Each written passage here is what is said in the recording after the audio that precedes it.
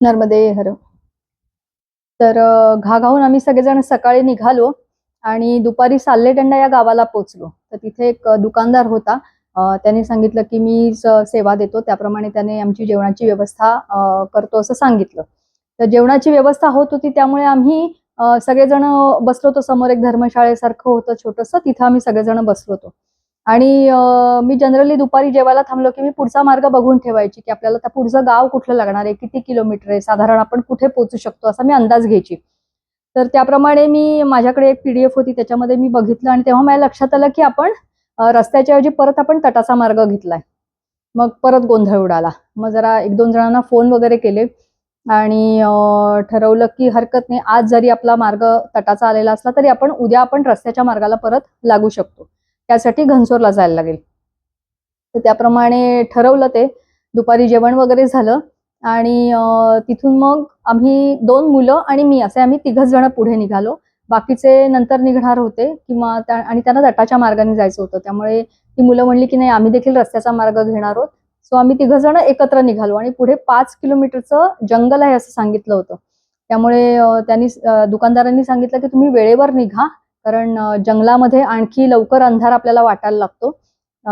So जंगल व्यवस्थित पार करायचं असेल तर लवकर निघा. त्याप्रमाणे आम्ही 3घ जण 2:30 वाजता साधारण निघालो. इथंही जंगल असल्यामुळे अर्थातच मैयाने माझी सोबत मला दिलीच होती. तिची काळजी किती, तिचं किती लक्ष आहे, तिला किती काळजी आहे, हे प्रत्येक क्षणाला अक्षरशः म्हणजे माझ्या लक्षात येत होतं. तर त्याप्रमाणे आम्ही 3घ जण निघालो. खरोखरच जंगल अतिशय घनदाट होतं, पहाडी होती. त्याप्रमाणे आम्ही ती पहाडी सगळी पार केली आणि तिथून आम्ही पाटण नावाच्या गावाला पोहोचलो. पाटणला गेल्यावर आम्हाला कळलं की आश्रम वगैरे होता, पण तिथं काहीच व्यवस्था नव्हती. मग लोकांनी सांगितलं की इथले जे सरपंच आहेत यादव म्हणून, तेच सगळी व्यवस्था करतात, तेच परिक्रमावासींची सेवा करतात. त्याप्रमाणे आम्ही त्यांच्या घरी पोहोचलो. त्यांनी स्वागत केलं. छान मोठं घर होतं, व्यवस्थित रात्री जेवायची, झोपायची, बंद खोली असल्यामुळे थंडी वाजली नाही, व्यवस्थित छान सगळी सोय झाली. दुसऱ्या दिवशी सकाळी निघायचं होतं, सगळं आवरलं मी नेहमीप्रमाणे. तर ती 2 मुलं जी माझ्याबरोबर होती ती म्हणली की आम्ही थोडेसे उशिरा निघणार आहोत. म्हटलं चालेल, मी पुढे जाते, कारण मला आज घनसोर गाठायचंय आणि घनसोर तिथपासून 30 किलोमीटर दाखवत होतं. सो 30 किलोमीटर पूर्ण करायचं, तर मला लवकर निघणंच भाग होतं. त्यामुळे मी त्या मुलांचा निरोप घेतला आणि मी पुढे निघाले.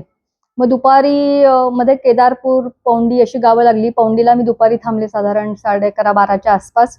तिथे एका मंदिरात थांबले होते. तर एका माणसाने येऊन विचारलं, तुमचं जेवण झालंय का? म्हटलं नाही. तर म्हणे माझ्याकडे जेवायला चला. म्हणून तो माणूस मला त्याच्या घरी जेवायला घेऊन गेला. तर त्याच्या घरी कुटुंबामध्ये सगळे त्याचे आई वडील, पत्नी, मुलगा असे मोठं कुटुंब होतं. तर त्यांच्याकडे जेवण वगैरे झालं आणि त्या माताजी मला म्हणल्या की तुम्ही पुढे इथून तटानीच जाऊ शकता, काही प्रॉब्लेम येणार नाही. म्हटलं नाही, मी एकटी आहे, त्यामुळे म्हटलं अजून माझं धैर्य होत नाहीये तटानी जायचं. त्यामुळे म्हटलं मी आज घनसोर गाठते आणि तिथून मग पुढे रस्त्याचा मार्ग व्यवस्थित होता. तर त्यांचा निरोप घेऊन मी तिथून निघाले आणि घनसोरकडे वाटचाल चालू झाली. भरपूर ऊन होतं, दमायला खूप झालं होतं. तरी अक्षरशः त्या दिवशी खूपच दमाल झाल्यामुळे अक्षरशः पाय ओढत मी घनसोरला संध्याकाळी साधारण 5:30-6च्या सुमाराला पोहोचले. तिथं मोठं मंदिर आहे अगदी गावाच्या मधोमध आणि तिथं बाजूलाच धर्मशाळा आहे. तर त्या धर्मशाळेत जाऊन मी आसन लावलं आणि अक्षरशः म्हणजे आतमध्ये पोहोचले आणि बाहेर तुफान पाऊस सुरू झाला. त्या दिवशी तिथं काहीतरी सण किंवा शोभायात्रा सारखं असं काहीतरी होतं वाटतं. तर त्यामुळे गावातली लोक सतत त्या धर्मशाळेत येत जात होती. तिथे देवाचे कपडे, अजून काय काय सामान, असं बरंच काय काय ठेवलेलं होतं. त्यामुळे ती लोक सतत येत जात होती. तर त्या गावकऱ्यांनी स्वागत केलं, इथं तुम्ही राहा, इथं काहीच प्रॉब्लेम नाहीये असं सगळं सांगितलं. त्याप्रमाणे मी आसन वगैरे लावलं. बाहेर पाऊस चालूच होता आणि मग त्या लोकांचं काय शोभायात्रा किंवा जे काही होतं त्याच्यासाठी ती सगळी लोक निघून गेली आणि त्यांनी मला सांगितलं की दरवाजा लावून घ्या. त्याप्रमाणे मी दरवाजा लावून घेतला आणि माझा पूजापाठ वगैरे सगळं करून घेतलं मी. त्याच्यानंतर काय झालं, थोड्या वेळाने दरवाजा वाजला. तर मला वाटलं ती बहुतेक गावातली लोक परत आली असतील, त्यामुळे मी दरवाजा उघडला. तर अचानक एक माणूस आतमध्ये घुसला आणि तो माणूस पूर्ण दारू प्यायलेला माणूस, अगदी दारुडा माणूस होता. तो आतमध्ये घुसला आणि मला म्हणला, बाहर बहुत बारिश हो रही है, आज तो मैं यहीं सोऊंगा. म्हणून तो समोर माझ्या भिंत होती तिथं तो गेला आणि आडवा होऊन तो झोपून पण गेला.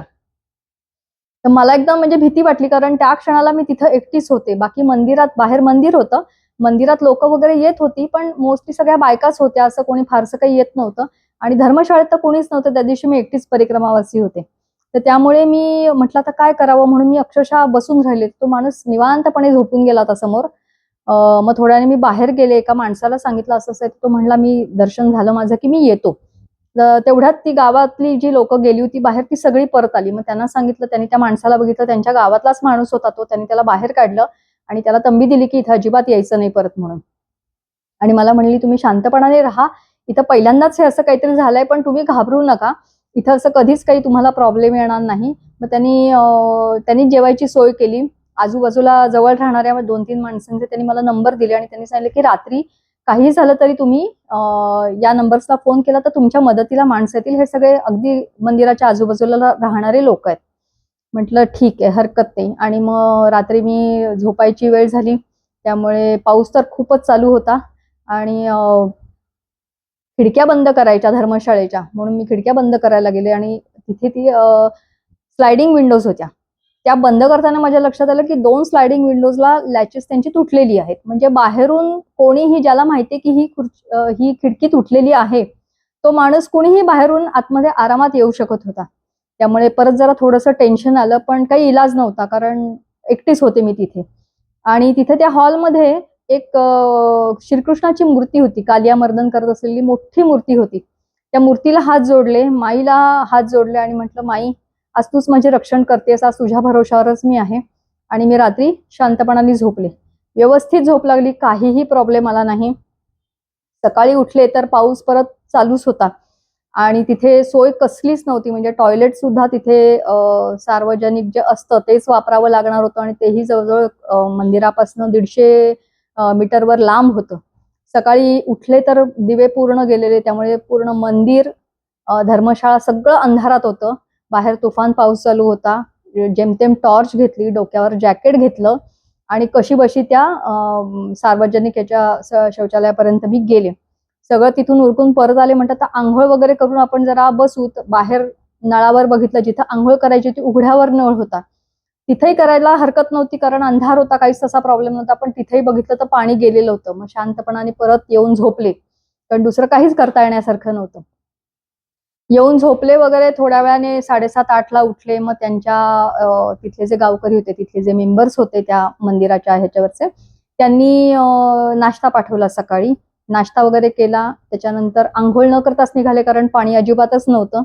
पाऊसही सुदैवाने थांबला होता. त्याच्यामुळे मी निघाले आणि दुपारी मी साधारण 2-2:30 वाजता 3 वाजता काहीतरी मी कहाणी नावाचं पुढे गाव आहे, तिथं मी पोचले.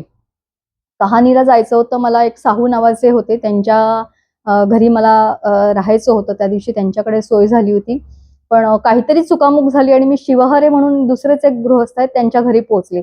तर त्यांची छान मोठी फॅमिली होती. त्यांनी मोठं घर होतं अगदी. त्यांनी स्वागत केलं, दुपारी जेवण वगैरे दिलं. मग आंघोळ झाली, सगळं आवरलं. दुपारी जेवण, रात्री जेवण, असं खूप सुंदर सोय केली ती त्या लोकांनी. अतिशय भाविक लोक होते. माईवर खूप श्रद्धा होती. त्यामुळे परिक्रमावासी घरी आले म्हणजे जणू माईच घरी आले, इतक्या आनंदाने त्यांनी सगळी बर्दास्त ठेवली. दुसऱ्या दिवशी सकाळी मी निघाले आणि तिथून मग पुढे एक चुरका नावाचं गाव आहे, तर तिथे मी पोचतच होते चुरकाला. तर तेवढ्यात म्हणजे मी अशी या साईडने चालत होते आणि इकडून एका घरातनं एक माणूस बाहेर आला आणि अक्षरशः असा हात जोडून माझ्या पुढे उभा राहिला. माताजी, खाना तयार आहे, खाना पालो. तर तो पुढे जाऊच देईना. मला अगदी 10:30-11 झाले होते काहीतरी. मी म्हटलं एवढ्या लवकर नाही, नाही म्हणे, तुम्हाला जेवावंच लागेल आमच्या इथे. मग त्यांनी त्यांच्या घरी नेलं. प्रमोद पटेल नाव आहे त्यांचं. तर त्यांनी त्यांच्या घरी नेलं आणि अंगण होतं छानपैकी, अगदी गावाकडे आपल्या असतं तसं अंगण होतं. तिथं एका झाडाखाली त्यांनी चटई घालून दिली. छान सावली येत होती तिकडे. त्यांनी चटई घालून दिली, चटईवर बसले. मग त्यांनी भात, कढी असाच बेत होता. म्हटलं मला रोटी तर नको, कारण म्हटलं माझं सकाळी बालभोग झाल्यामुळे पोट भरलेलं होतं. त्याच्यामुळे मी काही बाकी घेतलं नाही, फक्त भात आणि कढी असंच जेवले. मस्तपैकी त्या चटईवर पसरून छानपैकी 1 तासभर झोप काढली आणि पुढे निघण्यासाठी तयार होत होते. तर ते म्हणले माताजी आज का दिन हमारे यहाँ रुक जाओ. तर प्रत्येक ठिकाणी परत ते सतत आग्रह की आजच्या दिवस तरी राहा, आजच्या दिवस तरी राहा. म्हटलं बाबाजी खरंच शक्य होणार नाही, म्हटलं मला पुढे जायचंय आज आणि मला जाऊ दे पुढे असं. त्यांची अक्षरशः माफी मागून मी त्यांचा निरोप घेतला आणि पुढे निघाले. पुढे मला त्या दिवशी मालखेडा, सहसना, खुर्सीपार, हर्राई अशी गावं लागली आणि ती गावं पार करत करत मी लखनादौनला पोचले. तर लखनादौनला श्रीराम मंदिर आहे. त्या दिवशी मी तिथे उतरले. नर्मदे हर.